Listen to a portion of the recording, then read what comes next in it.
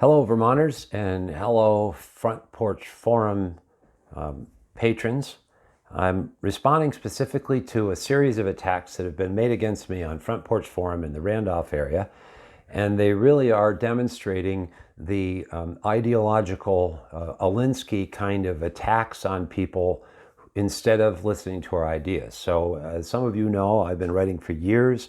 I am a tax attorney and I write about policies. I'm a farmer. I write about policies. A lot of what I've been writing about for years are now coming to be problems in Vermont. So I've been being attacked horribly on Front Porch Forum by people who just call me names. And so I want to share what the policies are and show how I think we should respond to these things.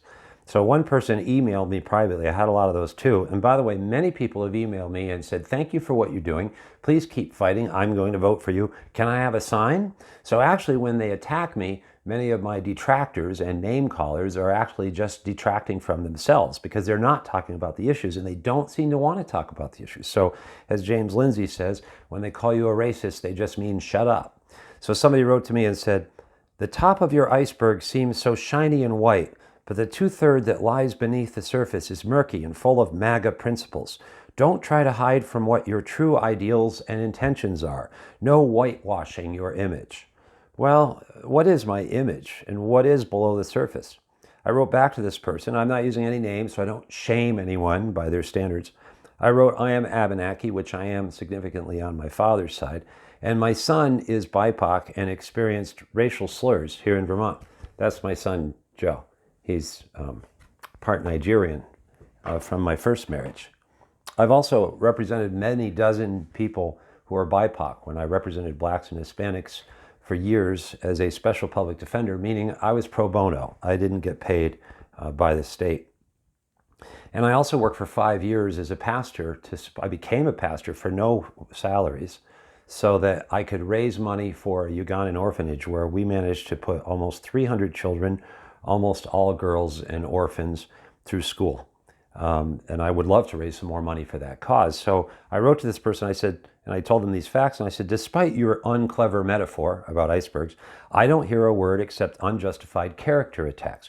What have you done for people of color? I didn't vote for Donald Trump, as I explained, and I got attacked for that when I ran as a Republican for governor.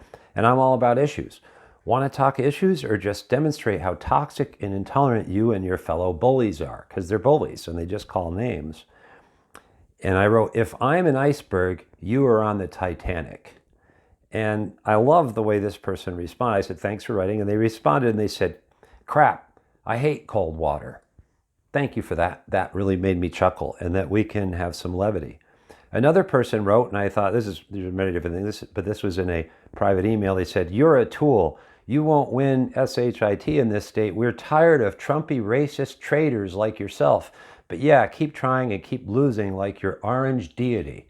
Well, trying to attack me and labeling me with Trump and all that, that's exactly what the left try to do. They don't want to talk about the issues or what they're doing. They want to try to make everything, oh, we hate Trump, we hate Trump. It's really cultish and it's kind of silly, especially when I'm on the record very much for not having supported Donald Trump.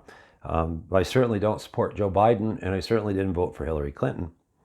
So I wrote back and I said, the toxic hatred from the intolerant left, not very inclusive, by the way, is getting old. And that's why I left the Democratic Party. I'm a walkaway. I am exposing a host of failed policies, progressive policies, by the way, and you call me names. That gets tiresome, and not just for me. Vermonters don't like haters. Please get a mirror. We are tired of racist thugs and bullies who twist facts and abuse people. You inspire me, I wrote. And they wrote back.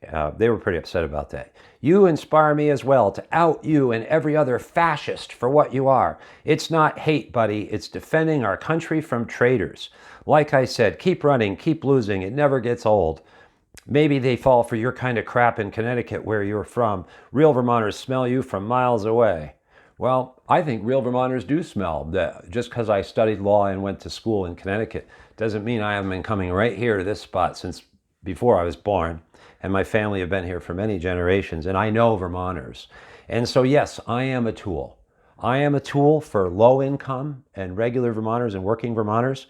I'm exposing the net metering debacle of taking $35 million a year in extra electric rates from people who can't afford it to give to people to buy EV cars and solar panels.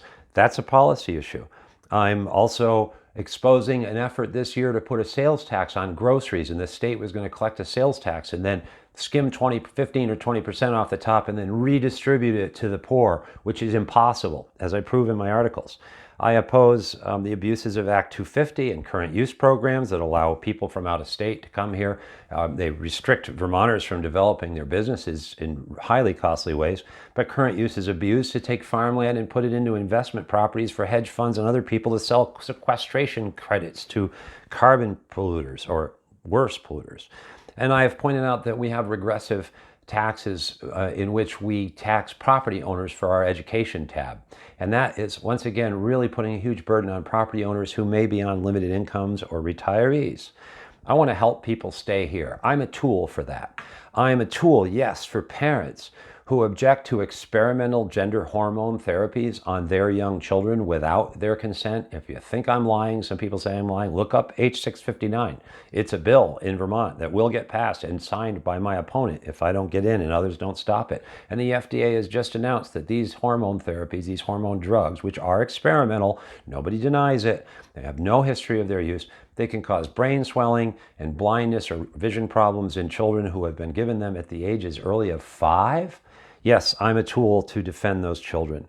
I oppose ideological race theories that turn Martin Luther King upside down in his grave and hatefully blame young white kids for past racism and slavery. Queer theory, which is used to indoctrinate graphic obscenity in novels with fellatio and other overt acts, whether gay or not, for very young children behind their parents' backs in our public libraries.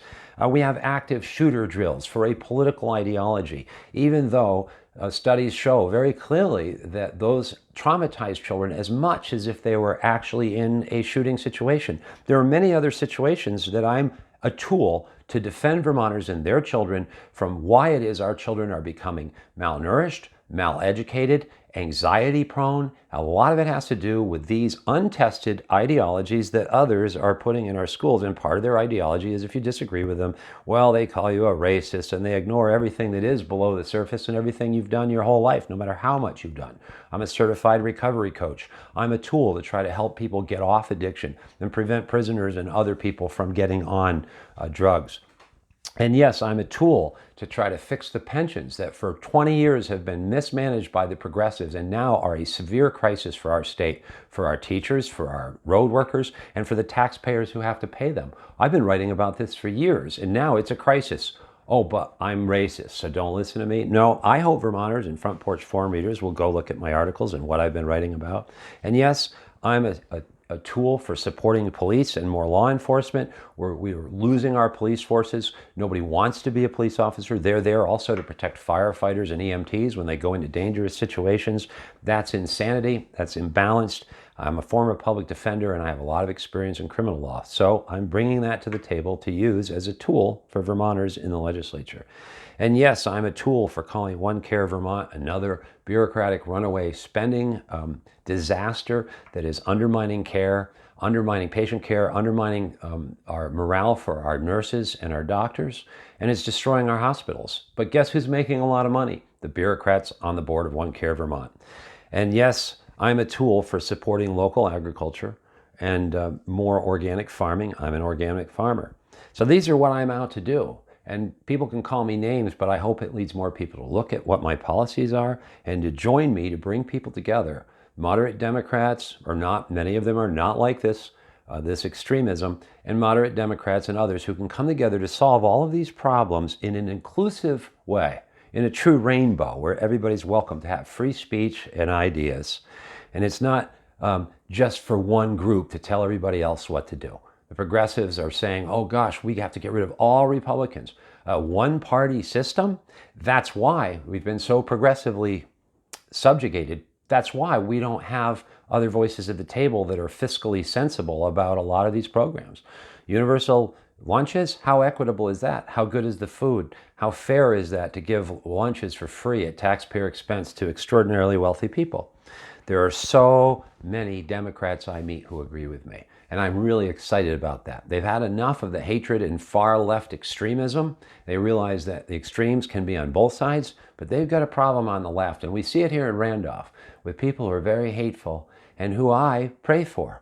I pray for you as a Christian because I feel it's terrible that you would miss out on all of the information and the opportunity to exchange ideas and my training and education and hundreds and hundreds of hours of research to expose these truths for Vermonters to see. How about we fix the problems? We're going to fix the net metering problem. And when I get elected, that's the first thing I'm going to repeal. We're going to make a difference in people's lives. We're going to make it easier for people to stay here and live, whether old or young, and whether black or white, whether rich or poor, and whether blue or red. So thank you, those of you on Front Porch Forum. Please do keep reading my articles and get my signs and my bumper stickers. And I'll be your senator in 2022 with your support. Thank you very much for listening and not hating.